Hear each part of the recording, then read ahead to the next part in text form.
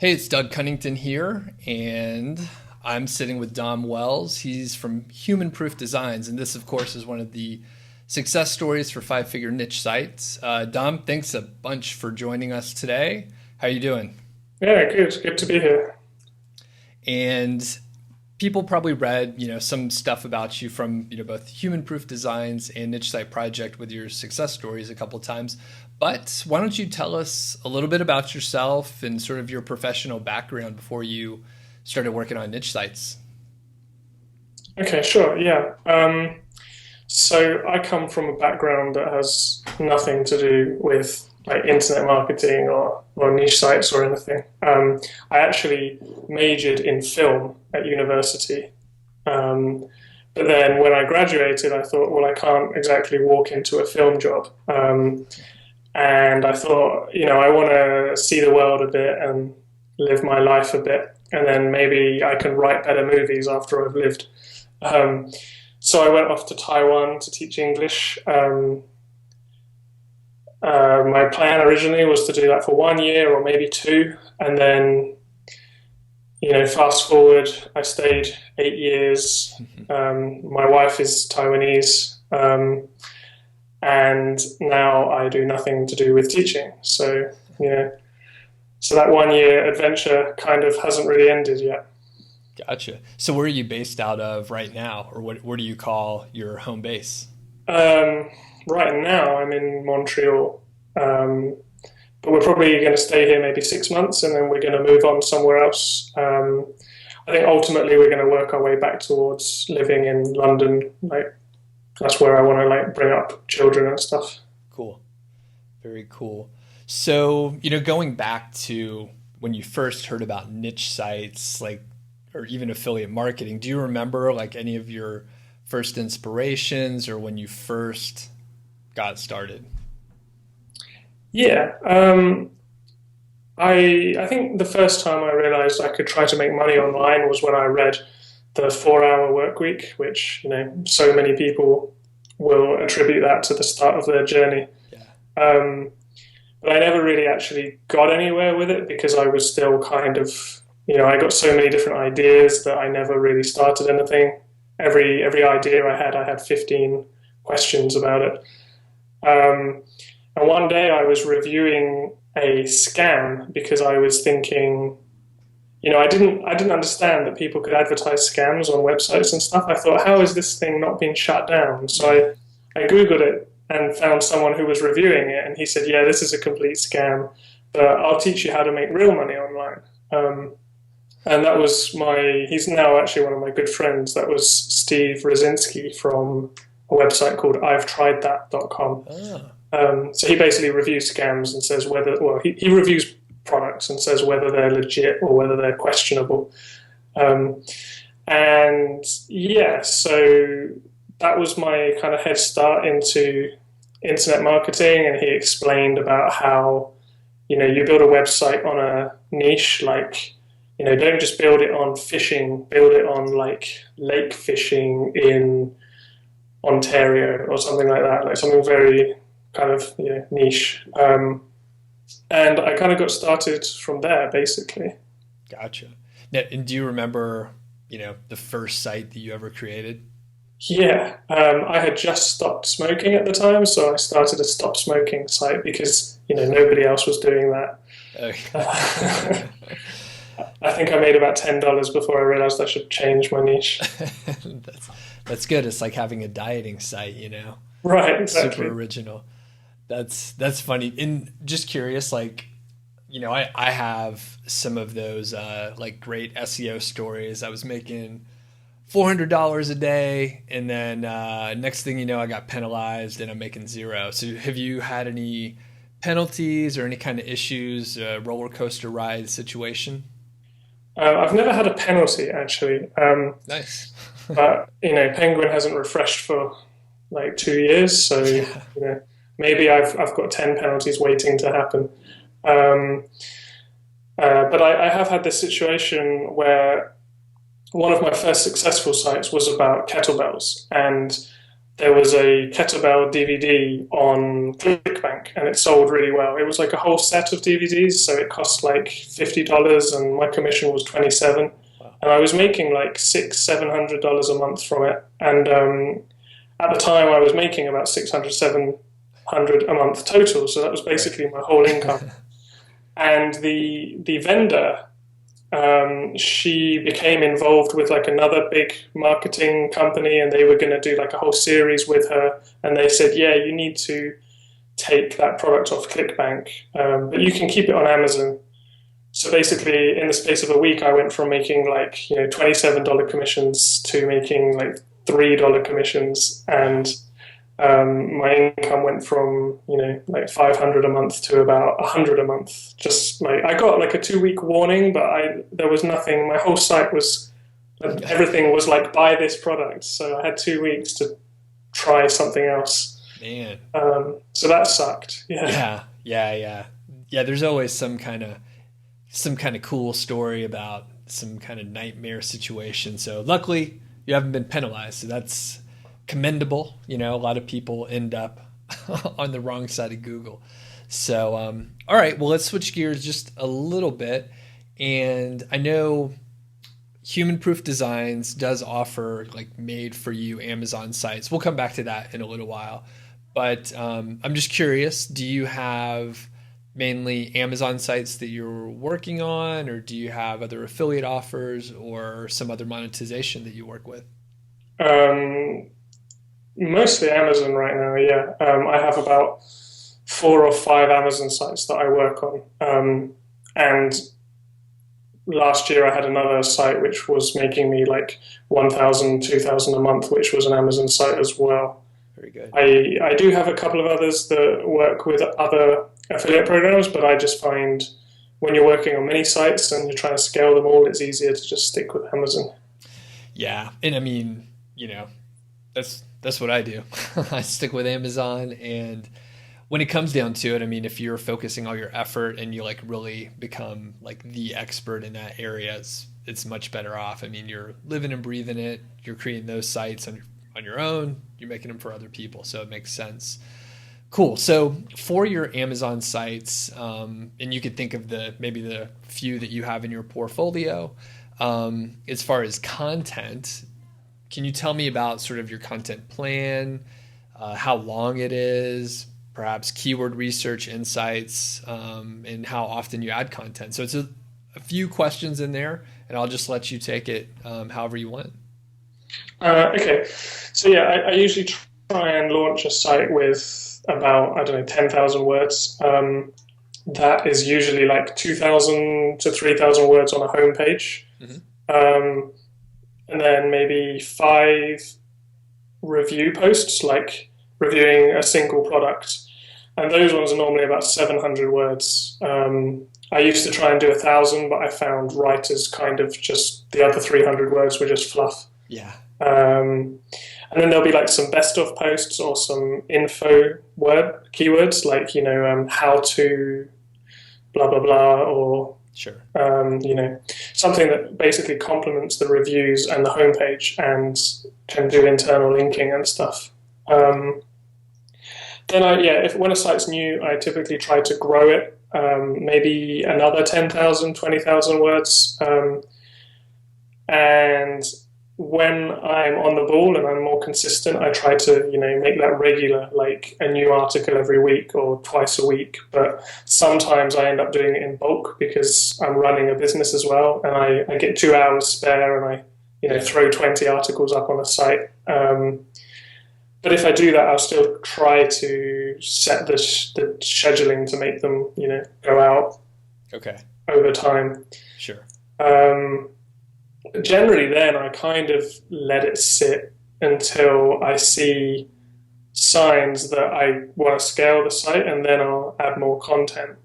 Okay. So at that point, I might start, link building to some of my key pages, doing all of that stuff. And then when some of my pages get to page 1, I'll be focusing on seeing if I can optimize them so that, instead of 1 sale, they make 3 sales and so on.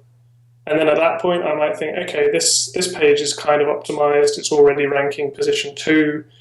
let's rinse and repeat with another page. And then I might start adding more content at that point as well. Right on. Okay, that makes sense. Now, for your keyword research, another multi-part question. For your keyword research, when you're like first launching a site, are there, certain metrics that you look for in your initial set of, 10,000 words that you're publishing? And then is there like a minimum number of keywords that you're going to target before you, decide, hey, that's a good niche? Okay, so the first question, I kind of just use metrics as a filter rather than as a green light or not. Sure. So if using Longtail Pro, that might be, any keyword above 40 KC, I might, rule it out. I actually use SE Cockpit because it's cloud-based, and I have like a team of keyword researchers, so we can all log in and share the same data. But it works along a similar kind of thing. Like we filter out anything above like what we determine is too difficult, which is usually like 40. Okay. And yeah, typically we look for keywords that also have long tail keyword variants. So for example, if you were targeting best straight razors, that's a good keyword. But what's also good about it is that there's all the variations like best double-edged razor, cutthroat razor, all the different things where if you are working on ranking that one article, you're probably going to rank for all the other long tail stuff as well. Okay. Very good. Yeah, I don't really have a kind of like, oh, it needs to have 10 LSI keywords. I don't really pay attention to that. Okay, gotcha. And then as far as like link building, you mentioned it before, if you see a little traction, you're going to, push on the gas a little bit. So how do you do link building? So formerly I was quite gung-ho with like PBNs and stuff. And I've done building PBNs by myself. I've paid for links. I've paid for people to build me PBNs. But now I think my attitude is more use PBNs if it doesn't rank, so try and rank it as fast as possible. No, not as fast as possible. Like just try and rank it as highly as you can, and then use PBNs if you really have to. Because I'm not against the risk that PBNs bring, but what's the point in putting yourself in that risk unnecessarily? So there are other ways you can build links, like you can do contextual links or text links from other websites like guest posting, or there's some low-hanging fruit places where you can submit your links as well. Sure. But yeah, normally I'll do them in waves, so maybe I'll send 20 links to a site, and then once they all get indexed and you see where it goes, maybe that pushes it up to page 2, and then you kind of wait for a week or two, and then maybe you send another round of links and see how far that goes. Gotcha. Wait a couple of weeks. So. Okay. And then, I remember probably around roughly the same time that you were getting started a few years ago, we could, create a site, put some PBN links out there, and then we could rank number 1 in 2 or 3 months. It was crazy. Those were different days back then, but nowadays it takes longer. So do you have sort of like, I guess, what do you expect in a brand new site that you're just publishing, you're just launching it, you're just putting content out? About how long does it take to, say, make $100 a month or so? I find now that, it takes a lot longer, and that $100 a month is a lot slower. Yeah. But I find once it does get to that point, it jumps up almost as quickly as it did before. Like maybe before you could get to $100 a month in 3 months, and then 1,000 in 9 months. Whereas now maybe you don't get to 100 till 8 months, but you can still get to 1,000 in 9 months. Like it's really weird. Yeah. So I find, because we've sold a lot of sites over the last 2 years, I've had some of my customers start making their first sale in about 8 weeks, which is really cool. I've had some make sales faster.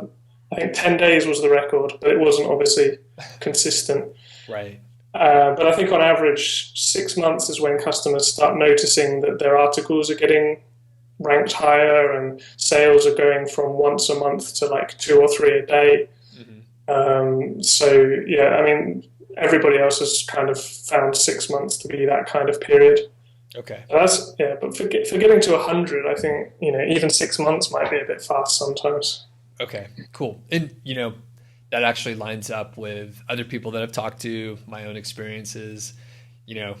Everyone says it's the Google sandbox in play. I think, there's probably something to that where, you hear someone publishes whatever 50 pieces of content in the span of a month or so. They don't do a thing. They don't touch it. And then 6 months later, you see their traffic graph going up. They don't do anything. So that does make sense. And I agree. The growth is not linear at all as far as the revenue. It's sort of like all of a sudden you'll see like a major jump happen. It's pretty interesting. So yeah, and it's funny, like some stuff does actually find its way to page one without any link building at all. It's going to take like a year. I think I had one customer who basically kind of gave up after 9 months because he saw nothing. And he hadn't really done anything. Like he was just like, nothing's happening. Yeah. And I checked on his site after about 14 months and he was like he was position 6 for a best keyword. And I was like, there you go. And suddenly he, went back to work. So. Yeah, it's interesting. A lot of the headlines we see, it's so-and-so's making, well, I'm guilty of it, right? Like your story, Dom sold a site for $25,000, but it was a 12-month process from when you picked it up. So it's not like you come out of the gates being able to make that kind of money. So it's kind of good for folks like us. We have the long game in mind, and we can stick with it. We know it's going to take 6 to 12 months to get some revenue in the door, but like once you get there, it sticks, So yeah, cool. So let's see. Moving on, I know since you have built a lot of sites, just curious, do you know how many sites you've built for yourself and customers total? Well, I mean, last month we built 54 for customers. So on average, we've probably done 30 a month for the last year and a half. So wow, I'm not good at maths. Yeah, that's a lot. Hundreds. You built hundreds of sites. Yeah, probably maybe under the Human Proof Designs banner, we've definitely built more than 500. Wow, that's amazing. I had no idea you were pushing that volume out the door. Yeah. So, well, that said, I'm curious about what you think, like the top 3 or so critical pieces of, things that people need to do, tasks or even mindset as far as getting an Amazon affiliate site to be profitable. I think it happens in stages really as well. So there's like the things that you need to do at the beginning and then the things you need to do later. In terms of mindset, you need to think of it as, you're not going to make money straight away. And it's like what you mentioned earlier, it doesn't happen in a linear fashion. So if you want to get to $100 a month and nothing's happened after 8 months, that doesn't mean it's not going to happen. And it doesn't mean, you're going to go 9 months is going to be $10 and then 20 and then 30. It really suddenly happens in jumps. Like as soon as you get to page 1, you have a jump in traffic, and then you make 1 or 2 tweaks to your landing page and you have a jump in sales. Like I had a site that was making $30 a month for a year, and then I changed one thing on my page and it made $300 a month, just like that. So as a beginner, or well, I mean, just as anyone operating an Amazon site, you need to understand that that's the way it's going to work, and that's the game we play. And it's really, really frustrating, and it sucks that you do something and you don't see any results for 4 weeks, because that's just how long. Yes. It's.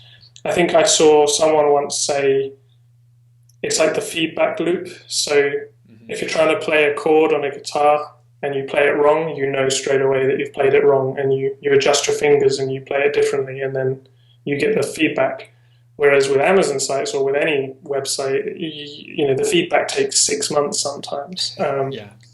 So you really need to understand that. And I can actually say it to people, and they say, yeah, I got it, but they still don't got it until they live it. So just keep reminding yourself that, and eventually you'll think, oh, right, okay. Yeah. Very good. I agree with that, man. It's really tough, especially, starting out, and you're like, does this really work? Does this stuff really work? And I still, pinch myself, and I'm like, is this site going to work? But they always do, there's, you could always tweak it and get some traffic as long as you have reasonable keyword research. So, yeah. And let's see.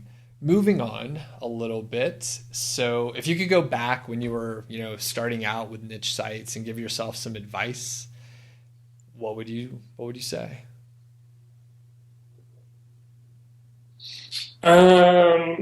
Probably just try it, and that applies to everything. So, for example, when I learned about PBNs, I probably spent 6 months before I actually built my first PBN link.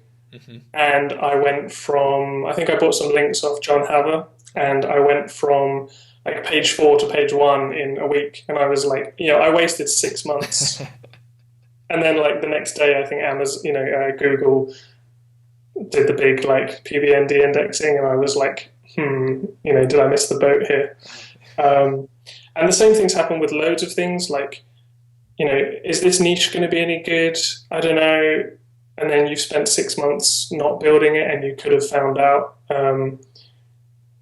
Especially because there's so much differing information online, and most of it's actually correct. So someone will say just build PBNs, and someone will say don't build PBNs, and both of those people are correct. Yeah. So you can't say, well, this person said that, this person said this, I don't know what to do. So you basically have to try both and see what happens for you. So just try it, whatever it is, whether it's a niche or a different type of site. Do you want to try Shopify? Just try it. Yeah. Very good.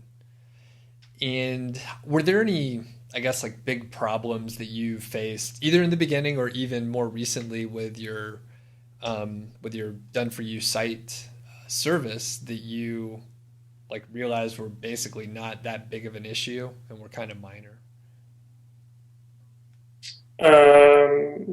One thing I always have to remind myself is outsourcing, or not necessarily outsourcing, but delegating. So I always spend 1 or 2 months before I finally pull the trigger and hire someone, or before I finally, originally it was just me that built sites, and then I hired a web developer to help me build them. Then I hired a project manager to help me do that, and then I hired a bunch of editors and a bunch of writers, and every time I've done it, I've dragged my feet for 1 month, sometimes 6 months before I've actually done it, and it's always got better. Yeah. And I think my fear is usually, if I make $200 on this particular service and I hire someone for $100, I'm only going to make 100, so I'm going to lose money. But the end result is always I can sell 5 times as much, so I actually make more money. Right. And I think the same thing can happen with someone who is just managing a portfolio of sites. Maybe they manage 3 sites and they want to hire someone to help them manage them and to help them build out more, and then they think, but that's going to cut into my profit. But the end result is you're going to be able to make more, more profit. It's better to make 20% of $10,000 than to make 100% of $500. Yes. Yes. And one of the realities is, which is tough to deal with, right? Because when you spend money, it's an expense and it hits the bottom line. But our margins are so ridiculous for any sort of online business that, it's okay if you're spending some money to reinvest. Because like you said, it gets you out of the weeds and essentially you can sell more. Like whatever it is you're doing, like you can sell more. So, Yeah, exactly. Like there's not really much ceiling online. Like maybe there's a ceiling with a specific site, but then you just build another site. yep. So do you, I guess, are you building out new sites right now for yourself, or are you just sticking with the portfolio that you have? Yes. No, wait, that was two questions. Yeah, I'm still building out more, but I'm probably building out one a month, or ideally it's one a month, but sometimes it's less. Okay. But yeah, I think I kind of owe it to my business to always be building new sites, because then at least I can learn if the landscape changes or whatever. I don't want to teach stuff that worked in 2014 if it doesn't work in 2016. Exactly. Yep. I'm with you on that. So for those, I guess, the sites that you're building, do you have, like for yourself, of course, are you thinking you're going to keep them in your portfolio as a cash flow model, or are you flipping them and selling them, or it just depends on the site? It depends on the site. Yeah, I think most of them I will probably end up flipping, because I am, I'm ranking them via link building, because I don't have the time to turn them into like authority sites and white hat sites. And I figure if I flip it, I can sell it to somebody who's probably got a bigger budget and can, like diversify the portfolio and make the site less risky and everything. Gotcha. But some of them, yeah, I'll keep them, especially if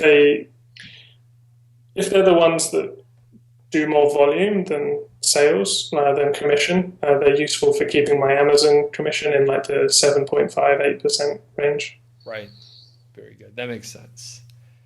And jumping back just a tad, when you were talking about your team, how many people do you have on your team for building out, sites? April and May were busy. Let me think.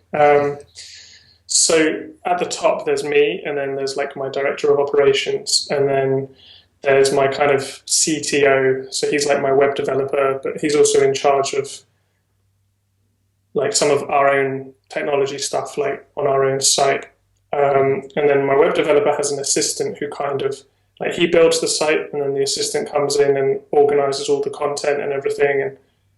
And so where are we at? That's 3. Mm-hmm. And then we've got 2 managers below them, so that's 5. And then we've got like all the freelancers, like the writers and the editors. So we've probably got about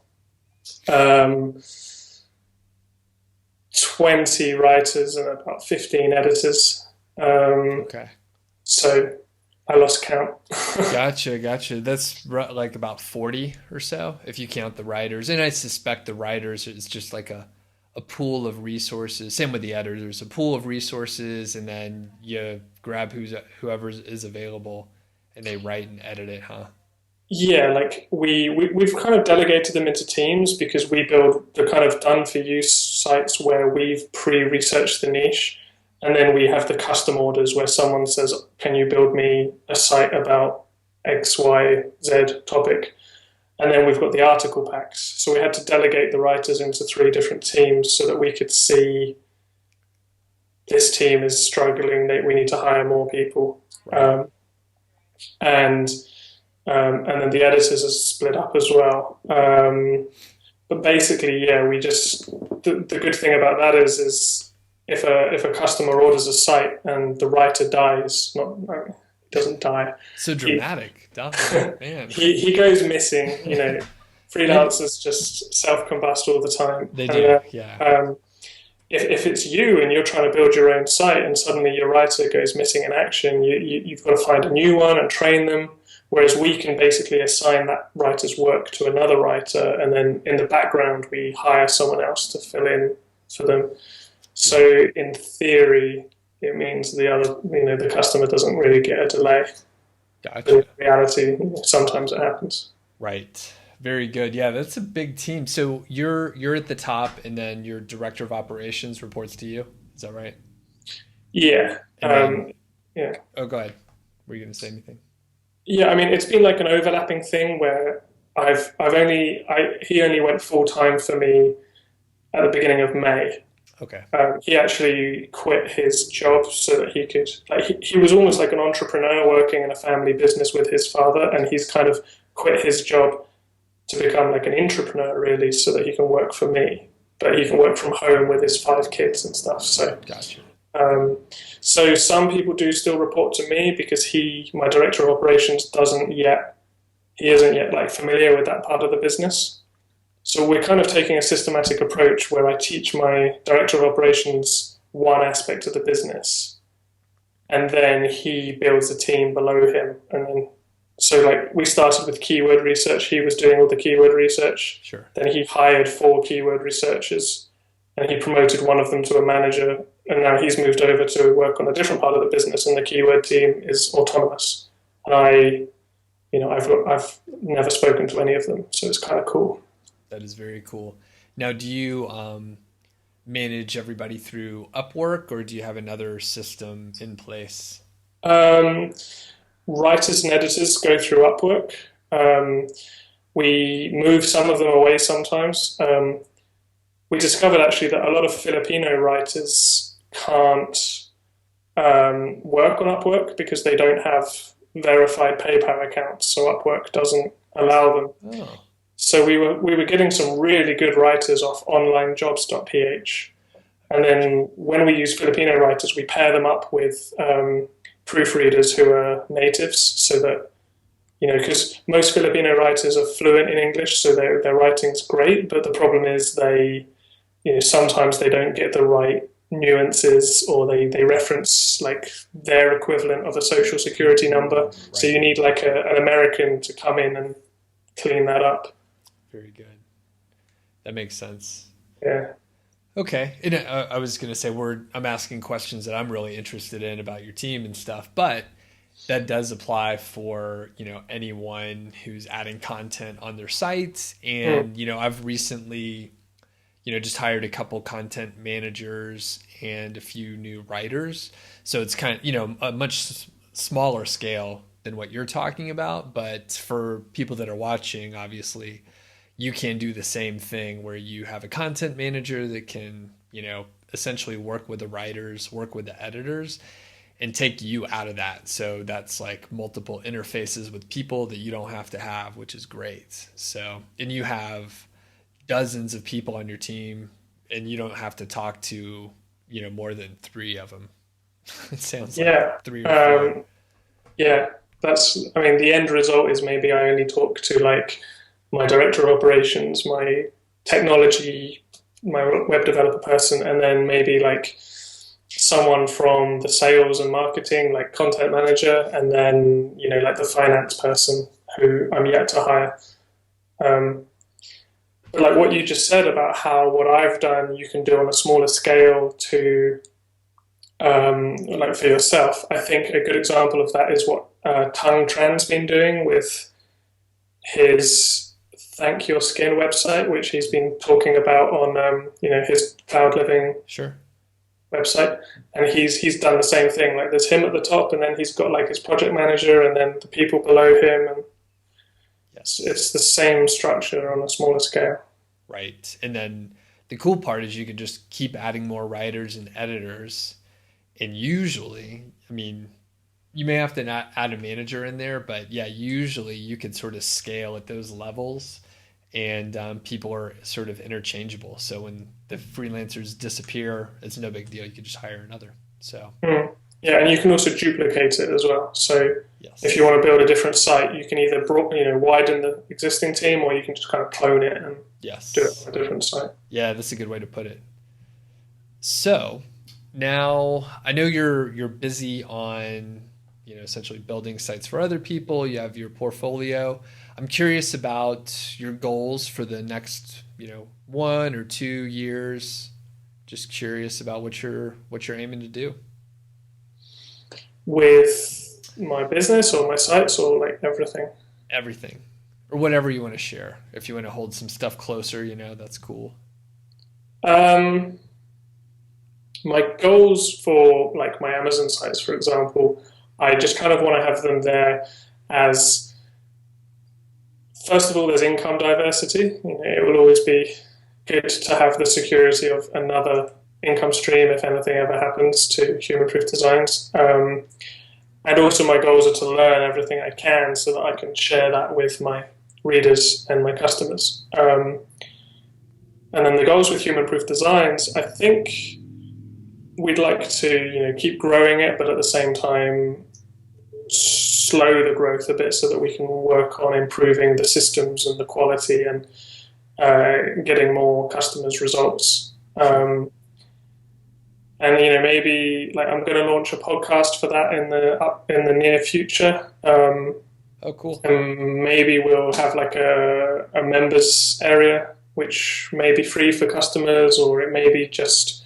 paid for everyone, but customers, people who buy our site get 6 months or a year free or something. That's like, 2 years away before I think we can really roll that out. Right. That's cool about the podcast. Yeah, That'll it's be taken fun. me 2 years. I think I bought a microphone about a year ago and then haven't started it yet. Yeah, well, remember the advice you gave yourself before about just do it. So, yeah, Yeah. get started. Well, that's cool. Now, do you before we end this up, I'll let you tell where you want people to check you out. But do you have any other advice or any ask of the people that are watching that you just want to share with them? Any advice? Just kind of don't give up, because what I see with people like you and I who are able to kind of make money online is, without insulting everyone in the industry, I don't think there's anything special about us other than we just keep at it and we work hard and we don't quit. From myself, I don't think I'm particularly talented.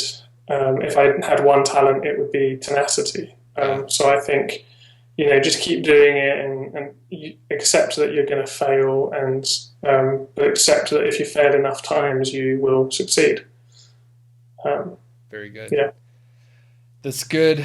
That's good advice. Yeah, you said it more eloquently. I usually say I'm stubborn, but yeah. Yeah. Yeah, I think if you just stick with stuff and adjust and adapt, use the feedback loop, if something didn't work, try something a little different. And I think you'll get there. So cool. So we know we could check you out on Human Proof Designs, and anywhere else that you want to point people. Maybe you tell us the podcast if you know when we need to check it out. Yeah, I mean, I haven't launched it yet, but it's going to be called the Human Proof Podcast, so pretty easy to remember that. Cool. And I also launched a Facebook group, a public Facebook group, yesterday. So that's called Niche Site Entrepreneurs. Cool. So yeah, just search for that on Facebook, and that's free for anyone to join. Cool. I'll put a link to it with the video. So yeah, thanks, Dom. We really appreciate you taking the time today. And yeah, thanks. No worries, it's been fun.